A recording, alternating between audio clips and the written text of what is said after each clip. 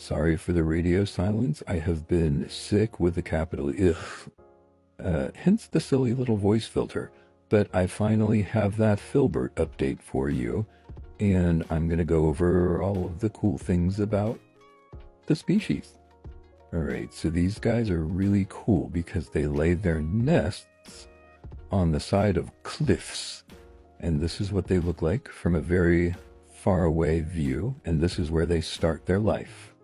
So this is a close-up of an egg cluster. It looks a lot like snail eggs, and they're all smooshed together, and they have this membrane, and that membrane is made by blowing bubbles, and then it hardens and they pop. And this is a windbreaker. Oh god.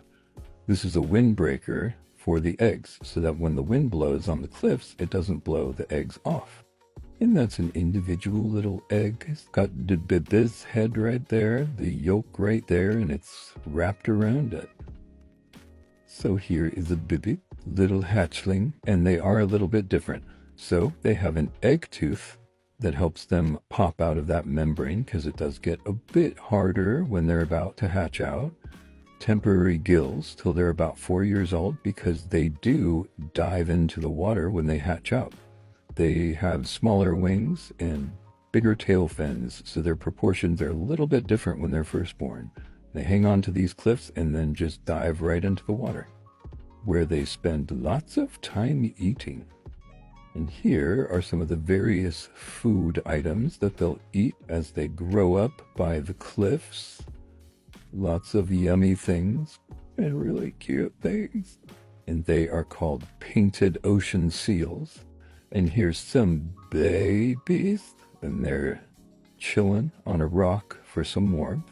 And as you can tell, they do come in different colors. And when they're babies, they're a bit darker. And as they grew up, they become very vivid. Example, vivid.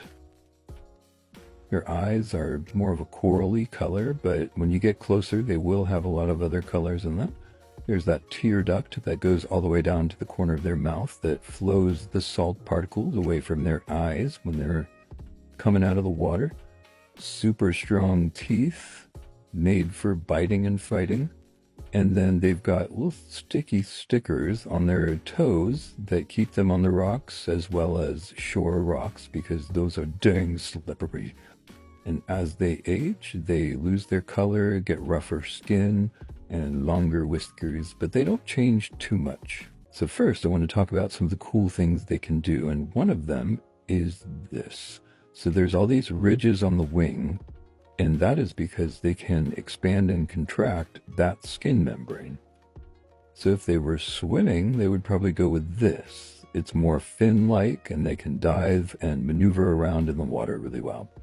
Whereas this would be for flight or gliding, because they can get as much lift as possible with this surface area. So they're able to control all of those little muscle groups and whatnot. They can also control their tail membrane, leg membrane, toe membrane, the squishiness of their neck. They can kind of whomp like seals do. And then they can control how long and short their tentacles and nose sensors are. They're pretty big, so a singular wing can be 20 foot on an adult. They're pretty muscular, but they have big squishy stomachs and squishy necks, kind of like seals, but some of their muscles on their back isn't hidden as well as seals is. So as far as coloration goes, they'll always be darker on their back, and then they'll always be lighter on their stomach. And their stomach color will usually be similar to what the back color is. So if you have this dark purple, their stomach is going to be more of like a lighter purple. This is Philbert's coloration. It's more of like a bluish teal. Classic. They don't always have to be super vivid. They can be more desaturated with like pops of vivid, but within the same like color range that the whole body is. They're pretty monochromatic. They can be super vivid, but I'd say this is definitely like the brightest I would go. We've got a nice green, and if you've noticed, these have all been cool colors. They can have warmer colors, but it's more of like a rare thing. Here's one of those rare things.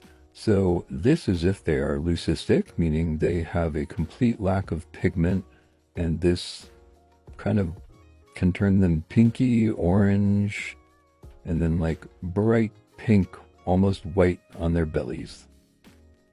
This would also be kind of a form of that as well, but less pigmentation loss, so they end up with this really nice, pretty warm, like browns and yellows and oranges. And finally, we've got melanistic. This can have kind of an undertone of whatever cool color you want. This one's just blue for an example, but they're super, super dark. The pattern is still there, but definitely not as bright. And their bellies are really dark too. I could go darker, but it was hard to see.